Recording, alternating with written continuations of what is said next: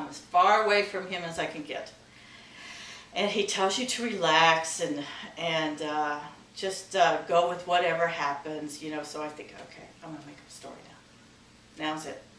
So I'm sitting there, and the next thing I know, it feels like my hands go up and hands come down and just pull me right on up. That's what it feels like. And now I'm just up above everybody. And I'm walking with this Native American. And he's speaking to me in his language, and I understand it. Mm-hmm. And I'm responding back in the language, okay? And I'm like, now this is weird, because I don't speak that language, but yet I can understand it, and I'm speaking it. This is weird. So, but I just go along with what it is and just experience it, and then I come back, and I'm the last one to talk about and to share what I saw, and he tells me, this is how naive I was.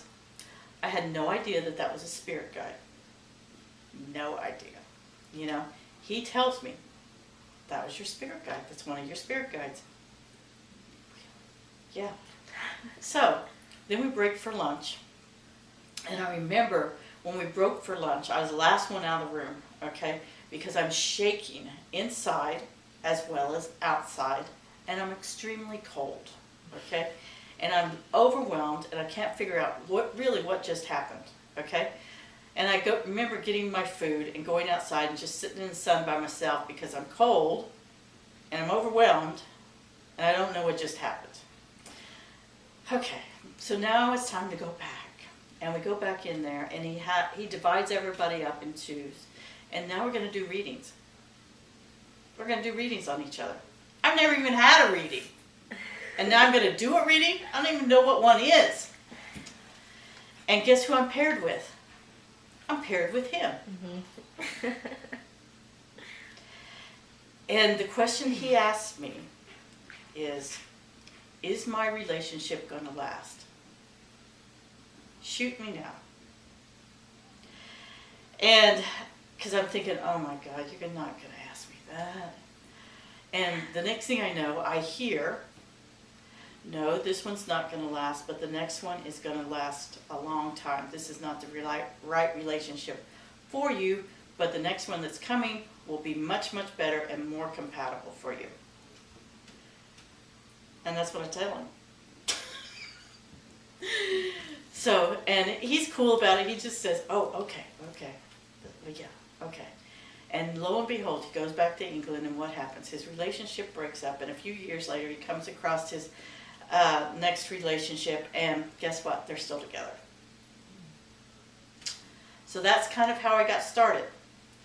And then as far as channeling Mary Magdalene, that was just kind of a fluke that I fell into too. And I knew that I had a relationship with Mary Magdalene around 2000, 2001 because all these things about Mary Magdalene kept showing up. Mm-hmm. You go to a bookstore, what be out? A book on the floor about Mary Magdalene, or out on the shelf, or what would you be drawn to? A book about Mary Magdalene. And this happened for several years, okay? Probably about 5 or 6 years it happened before I really started to pay attention to it. And then when I moved here about 3 or 4 years ago, I started hearing a book that was about her and her life. But I didn't understand all of it, so I haven't done anything with it. And it's about 4 or so notebooks full, handwritten. So I wrote that, and I knew that I had this connection for those two things, okay? So one night, one of the members in the spiritual development circle asked me if I could channel. I didn't know. I've never channeled. I've never even taken a class on channeling. I don't know how to do it.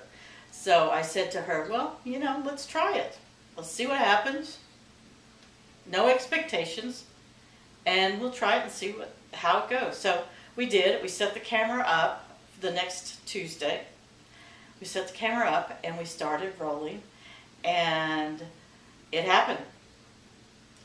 And I don't remember that much of it. And I thought that I spoke just like I do now, okay?